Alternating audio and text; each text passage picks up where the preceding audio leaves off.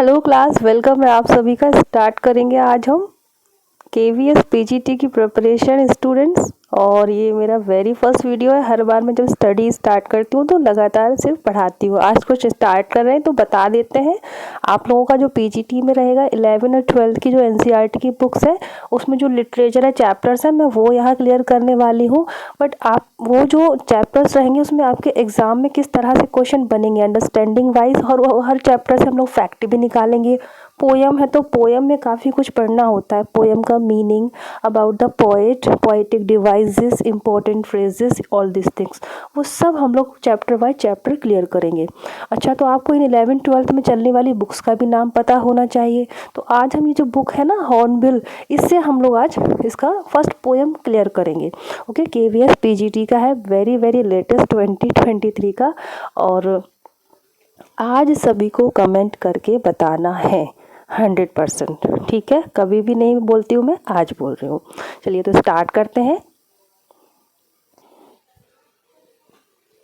ये देखिए, ये आपका जो इंडेक्स है दिख रही है सभी को। तो ये फोटोग्राफ जो हमारी पोयम है, ठीक है, यहाँ से मैं स्टार्ट कर रही हूँ। इसके बाद मैं the portrait of a lady भी पढ़ाऊंगी, लेकिन पहले मैंने सोचा मैं पोयम से स्टार्ट करती हूँ। पोयम छोटी होती है, शॉर्ट होती है। पोर्ट्रेट ऑफ लेडी जो चैप्टर है वो प्रोज में रहेगा हमारा। बाकी ये सब आपके देखिए सिलेबस में है। Portrait of lady, a photograph, we are not afraid, ये सब देख लीजिए, है ना। Discovering the Tut, okay, the laburnum top है, द वॉइस ऑफ रेन, ये भी है आपका। देन आपका childhood, adventure of silk road, एक और है फादर टू सन, हाँ नीचे डाउन है ये सब आपके सिलेबस में है। अब एक बार और तरीका जो हमको फॉलो करना है, इनको देखेंगे। देखिए, एक टीचर का काम ये होता है कि जो भी उनको ज्ञान है वो अपना कुछ भी सीक्रेट ना रखते हैं, वो स्टूडेंट्स के लिए बिल्कुल। और जो रखते हैं तो इट मीन्स वो चोरी करते हैं, पाप करते हैं। तो हर कुछ बताना होता है ज़रूरी, और जो भी तरीका टीचर का होता है। तो ये जो बुक है, ये बुक बिल्कुल आप जो हॉर्नबिल का बुक है, इस तरह से आपको तैयारी करनी है। प्रॉपर एनसीईआरटी की बुक खरीद के, ये देखिए, ये पोयम जो अभी हम पढ़ेंगे, कितना सारा इन्फॉर्मेशन इसी पर ही लिखा है। तो जब भी मैं पोयम या चैप्टर पढ़ाऊंगी, आपको इस बुक को, ऐसे बुक को लेके बैठना है।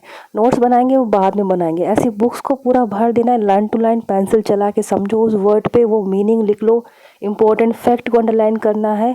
बिल्कुल ऐसे हमको स्टूडेंट प्रॉपर बन के पढ़ना है। तो ये मेरी ही बुक का पिक है, जिस तरह से मैं पढ़ती हूँ।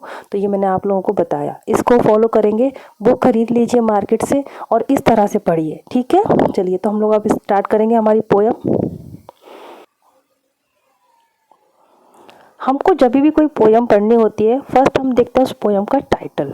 जैसे कोई मूवी देखने जाते हैं तो उसका मूवी का नाम क्या है, नाम पहले अट्रैक्ट होते हैं ना, तभी तो मूवी देखने जाते हैं ऐसे। बाकी उसके बाद उसकी हमारे पोइट या पोइटिस जो भी है वो आ जाते हैं। तो इसमें है शर्ली टाउलसन, ठीक है, इसकी पोइटिस जो है, पोइटिस से ध्यान रखना है। और आपका जो पोयम का नेम है आ फोटोग्राफ। अब इस पोयम में जो हमारी पोइट है शर्ली टाउलसन, इसमें हम हर पोयम में पोयम देखते हैं, explanation word to word meaning, about the poet हो जाता है, उसकी पोइटिक डिवाइस हो जाती है, यानी कि जो उसमें अलंकार यूज़ किए गए हैं, ठीक है, पोइटिक डिवाइस होती हैं। वर्ड कुछ ऐसे होते हैं जिनका अलग मीनिंग बनता है, कुछ उसमें फ्रेजेस होते हैं इस तरह से, प्लस उसके क्वेश्चन आंसर हो जाते हैं। अब क्योंकि बिल्कुल नहीं पता है कैसे आना है क्वेश्चंस एग्जाम में, तो हम इनको तो पढ़ेंगे ही, साथ में उस पोयम से अंडरस्टैंडिंग से कैसे क्वेश्चंस निकल रहे हैं उनको भी ज़रूर देखेंगे। राइमिंग स्कीम इम्पॉर्टेंट होती है पोयम में, ठीक है, राइमिंग स्कीम भी बहुत इम्पॉर्टेंट होती है। ये पोयम जो है राइमिंग स्कीम से फ्री है, फ्री वर्स में है, तो इसमें नहीं है। बाकी राइमिंग स्कीम जिन जिन पोयम में होगी हम लोग वो भी समझेंगे। तो स्टार्ट करते हैं आज की इस पोयम को। फोटोग्राफ, ये देखिए अबाउट द पोएट शर्ली टाउलसन के बारे में। नेम क्या है इनका, शर्ली टाउलसन, बॉर्न है 1924 का, डेथ है 2014 की, यूके में जन्म है। ये बेसिक नॉलेज हमें पोएट की पढ़नी ही पड़ेगी, जो भी चैप्टर्स है उनके राइटर की, ताकि फिर उससे क्वेश्चंस आ जाएंगे। इनकी एजुकेशन हुई है कॉलेज ब्रोकनहर्स्ट कॉलेज लंदन में। इनकी इम्पोर्टेंट वर्क है, ये देखिए, the drovers, the Celtic years, celebration of Celtic Christian sites and festivals more, इनकी बुक्स है। अब ये जो इनकी पिक्चर है ये इसलिए मैंने रख ली क्योंकि इस अब क्या है ना, पिक्टोरियल भी क्वेश्चंस आ सकते हैं मे बी, तो क्या जा रहा है इनको देख लें, समझ लें, ठीक है। तो ये आपके about the author, about the poet हो गए हमारे। ये जो हमारी पोयम है आ फोटोग्राफ, जैसे कि इसका टाइटल है फोटोग्राफ, तो इसमें जो हमारी शर्ली टॉल्सन है, हमारी जो पोइटिस है, ये अपनी मदर की फ़ोटो देख रही हैं जब उनकी मदर 12 इयर्स की थी। Okay, the पोइटिस recalling her mother and her memories while looking her childhood photograph. Photograph भी कौन सी, उनकी बचपन की मदर जब उनकी 12 इयर्स की थी उस टाइम की। इस पोयम में हमको मिलेंगे 3 stanza. How many stanzas are there? 3 stanza. Okay, rhyming scheme free verse में है और ये एक डायस्फोनिक पोयम है, यानी कि इसमें अलग तरीके से 3 स्टेजेस में ये पोयम है। 3 स्टेंजा है तो 3 स्टेजेस की बात चल रही है। वो कौन कौन से स्टेजेस हैं हम लोग स्टेंजा वाइज उनको समझते चलेंगे।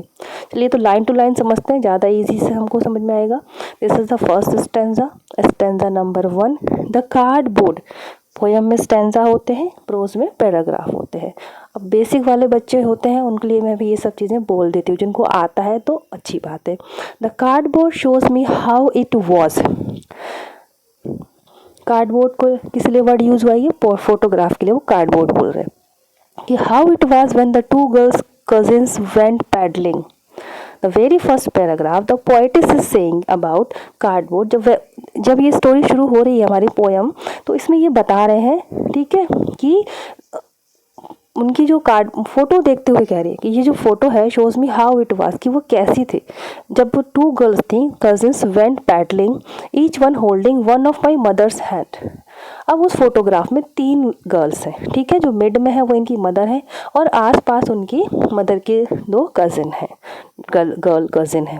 तो ये बोलते हैं कि ये फोटोग्राफ जो है इनको ये बताता है कि वो कैसी थी। अब कार्डबोर्ड के ऊपर आप फोटोग्राफ लिख लीजिएगा। How it was when the 2 girls cousins went paddling, paddling के लिए जाते हैं यानी कि वॉक थ्रू करने के लिए एक बीच पर जाते हैं, ठीक है, बीच पर फोटो क्लिक होती है। ये क्लिक कौन करता है?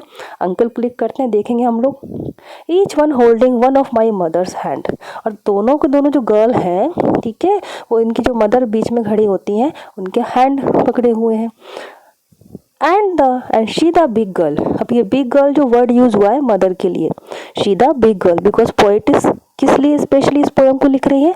अपनी मदर के बारे में, उनकी एक फोटोग्राफ को देखते हुए बचपन की। तो बिग गर्ल कौन? इनकी मदर है जिनका हाथ उनके दोनों कजिन पकड़े हैं। सम 12 इयर्स और सो, तो वो तीनों के तीनों जो गर्ल्स है, ये जो बिग गर्ल है जो कि इनकी मदर है, मिड में है, उनकी एज कितनी है? 12 इयर्स है। ओके, 12 इयर्स है। और द ऑल 3 स्टूड स्टिल, तीनों के तीनों स्टिल खड़ी हैं, टू स्माइल, स्माइल करते हुए, थ्रू देयर हेयर, के हेयर भी अच्छे से हवा में उड़ रहे हैं। At the uncle with the camera, और अंकल ने जो है उनकी फ़ोटो क्लिक की है। A sweet face my mother's, mother का फेस बहुत स्वीट है। That was before I was born, और मेरे जन्म होने से पहले मेरी मदर कितनी ब्यूटीफुल थी, इसमें ये बता रही है। And the sea which appears to have change less wash their terribly transient feet, ठीक है, कि जो सी है, जो समुद्र है, फोटो कहाँ क्लिक हो रही है? अब यहाँ से फैक्ट देख लो, बीच पर हो रही है। बिग गर्ल किसके लिए यूज हुआ है? पोएटिस मदर के लिए। Who click that photo? Uncle. How many peoples in that photo? 3। 2 cousins हैं, कजिन्स के नेम भी आएंगे हमारे सामने अभी, Dolly, Betty. Okay, and the age of her mother that is 12 years.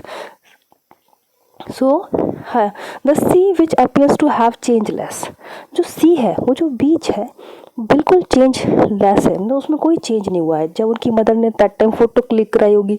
और आज की अगर बात करें, wash their terribly transient feet, ठीक है, और वो इस तरह से उनके जो फीट हैं उनको वॉश कर रहा है टेरिबली, इतनी तेज उसमें जो लहरें उठ रही हैं, मतलब चेंज लेस है सी। तो ये फर्स्ट स्टेंजा है, और फर्स्ट स्टेज इसमें किस बारे में बात चल रही है? Childhood of poetess mother. Okay, first stage about childhood of mother. Now the second stanza is some 20-30 years later. इसमें ना 3 एजेस की बात चल रही है। पहले स्टैंडा में बता दिया उन्होंने कि उनकी मदर थी 12 ईयर्स की, ठीक है। अब वही उनकी मदर जो है सम 20-30 ईयर्स लेटर, 20-30 साल बाद, ठीक है, ये सेकंड फेज है, दूसरी अवस्था है दूसरे स्टैंडा में। 20-30 साल बाद she had laughed at a snapshot. अब उनकी मदर ही अपनी उस फोटो को देख रही हैं बचपन वाली, उनकी जो 2 कजिन के साथ, और क्या कहती हैं, सी बैटी एंड डॉली, देखो बैटी एंड डॉली को देखो, शीट से, and look how the dress up for the beach, देखो तो कैसे ड्रेस पहन के गई थी ये बीच पर।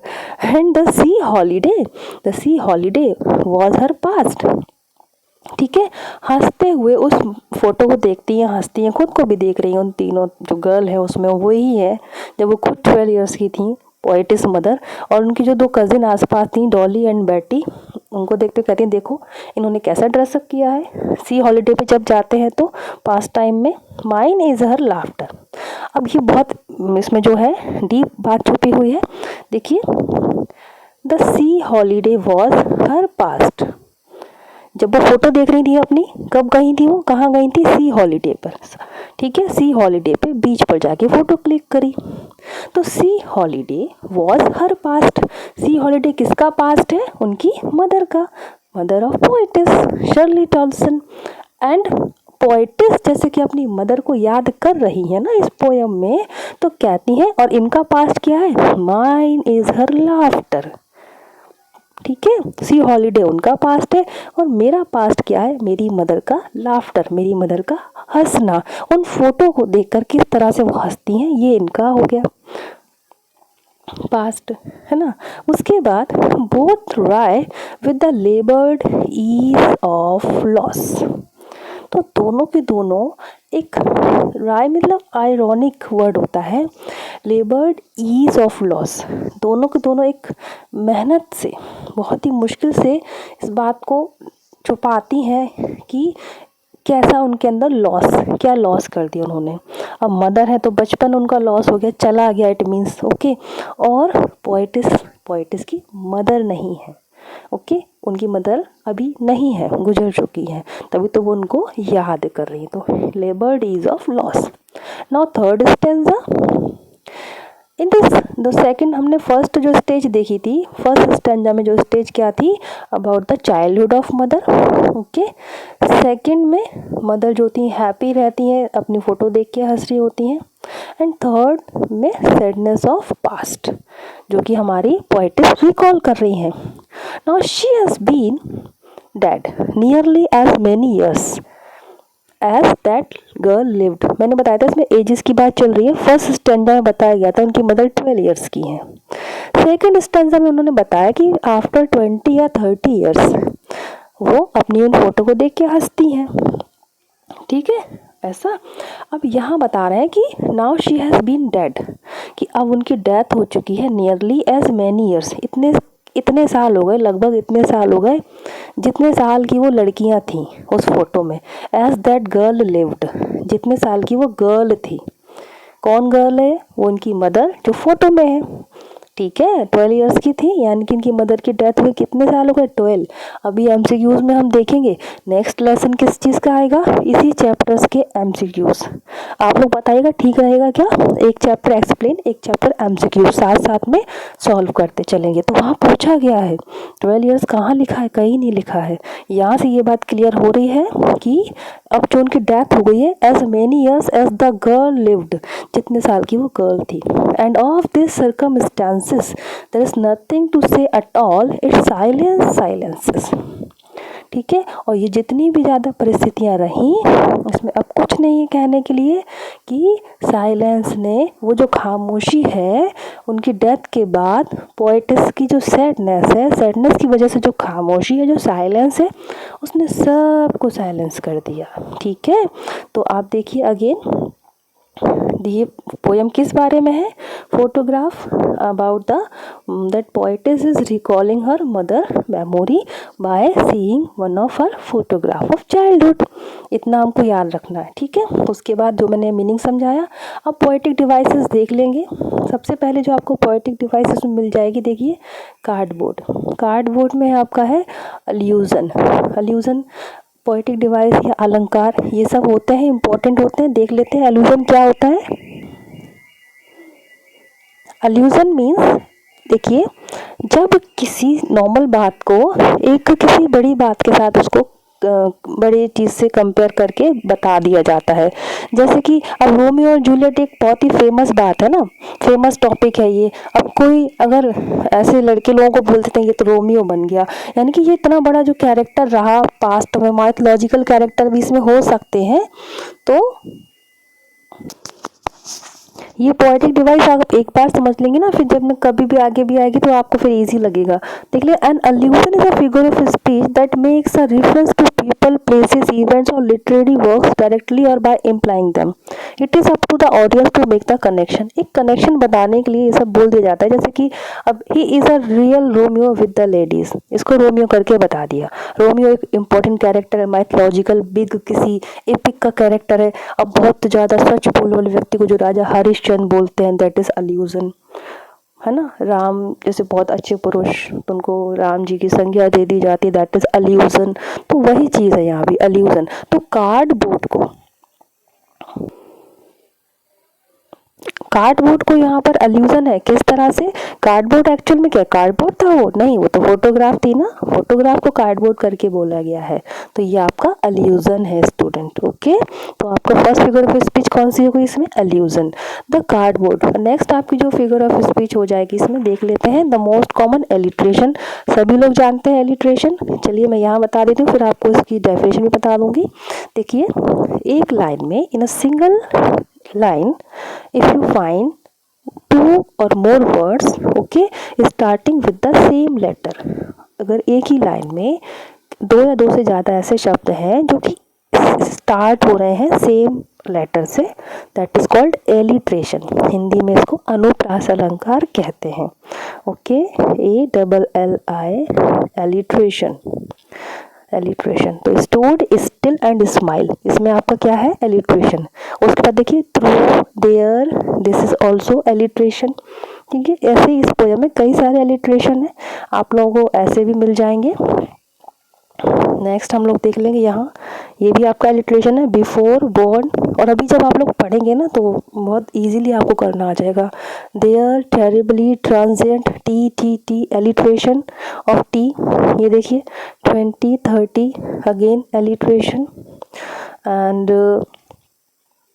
S, silence. और भी इसमें होंगे एलिट्रेशन, तो आपको क्लियर हो गया होगा, ये सब एलिट्रेशन हो गए। नेक्स्ट जो आपका इसमें फिगर ऑफ स्पीच है, that is transferred epithet. Transferred epithet is a figure of speech in which the epithet is transferred from the appropriate noun to modify another to which it does not belong. चलिए समझा देती हूँ। Epithet क्या है? देखिए, epithet मतलब किसी जिस चीज़ की विशेषता बताई जा रही है, ठीक है। ट्रांसफर्ड एपिथेट में क्या होता है? एक स्पेशल एडजेक्टिव एक नाउन के लिए यूज़ किया जाता है ना। एडजेक्टिव हम जानते हैं, संज्ञा की विशेषता बताने वाला। नाउन मीन्स नाउन की जो क्वालिटी बताए, दैट इज एडजेक्टिव। अब जैसे कि ये नाइट है, नाइट जो वर्ड है यहाँ लिखा है स्लीपलेस नाइट, ठीक है, नाइट। तो नाइट आपका हो गया नाउन, ओके। और नाउन को कैसा बताया गया है, या नाइट को कैसा बताया गया है? स्लीपलेस। तो ये जो नाइट को स्लीपलेस बताया गया है, तो ये इसको स्पेशल एडजेक्टिव दिया गया है। नाइट क्या सारी नाइट स्लीपलेस होती है, या हर किसी के लिए नाइट स्लीपलेस होती है? नहीं, पर यहाँ स्लीपलेस नाइट लिखा है, यानी कि वो जो एपिथेट है, एपिथेट किसको बोलते हैं? ये जो नाइट है ना, ये नाइट, इसको बोल रहे हैं एपिथेट। यानी कि समझ लीजिए जो भी नाउन है उसको एपिथेट बोला गया है, और उसको क्या ट्रांसफर किया गया है, उसमें क्या मीनिंग, दैट इज स्लीपलेस। थोड़ा नाम ये कठिन लगता है लेकिन ईजी है समझना, कि स्पेशल एडजेक्टिव। आपको ये शब्द याद रख लेंगे तो जल्दी याद हो जाएगा।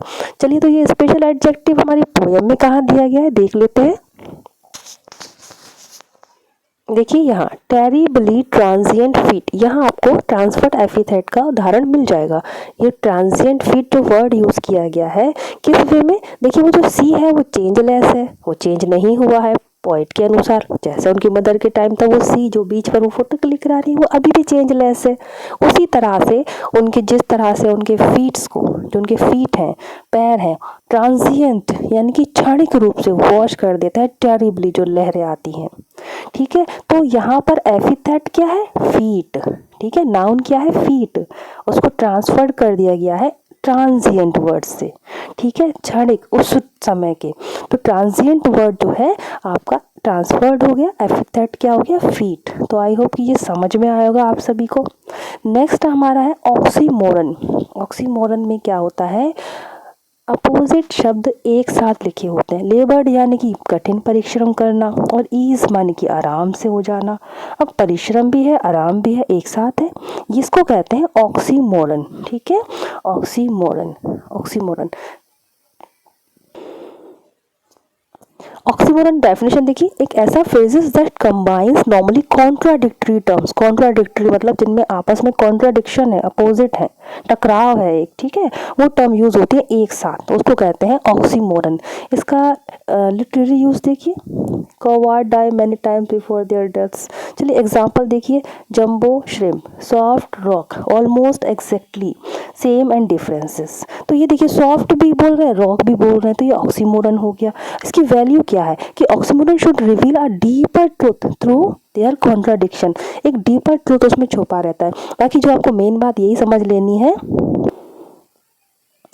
आपको यही समझ लेनी है मेन बात कि दो ऐसे शब्द जो आपस में अपोजिट टाइप के हैं और एक साथ यूज किए जा रहे हैं, that is oxymoron figure of speech. Last में हम जो फिगर ऑफ स्पीच देखेंगे that is personification.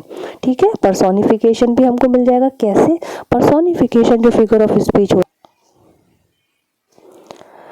a figurative language that attributes human characteristics, emotion and behavior to animal, inanimate object or idea। देखिए पर्सोनिफिकेशन के नाम में ही पर्सन छुपा है ना, यानी कि पर्सन की क्वालिटी या ह्यूमन की क्वालिटी किसी लाइफलेस ऑब्जेक्ट को दे देना। ठीक है, निर्जीव चीज़ों को पर्सन की क्वालिटी दे देना, या किसी आइडिया को पर्सन की क्वालिटी दे देना, या किसी एनिमल्स को दे देना। ओके, तो आपका पर्सोनिफिकेशन होता है। ये इजी भी है, इसमें आपको पता भी होगा। तो यहाँ पर जो आइडिया है ना, साइलेंस, ये देखिए इट्स साइलेंस साइलेंसेस। यहाँ पर ये जो फर्स्ट साइलेंस है ये क्या है, ये नाउन के रूप में। ये जो साइलेंस है ना, वो साइलेंस ने सबको साइलेंट कर दिया, तो ये एक आइडिया हो गया। और ये साइलेंट कौन करता है, ये ह्यूमन कैरेक्टरिस्टिक है ना, साइलेंट कर देना। ठीक है, साइलेंस हो जाना, तो ये आपका हो जाएगा साइलेंसेस। ये आपका वर्ब है, इसने किया, इस साइलेंस ने साइलेंसेस कर दिया।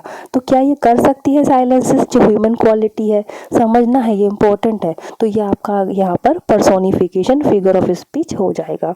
बाकी देखिए पोयम का मीनिंग अच्छे से समझ में आ गया होगा। जो मैंने वो आइडिया बताया है, बुक खरीदे, उस पर अंडरलाइन कर करके सारा figure of speech, meaning, word to word, important बातें अबाउट द पोएट, अबाउट सब उस पर आगे पीछे पेज भर के लिख लीजिए अच्छे से।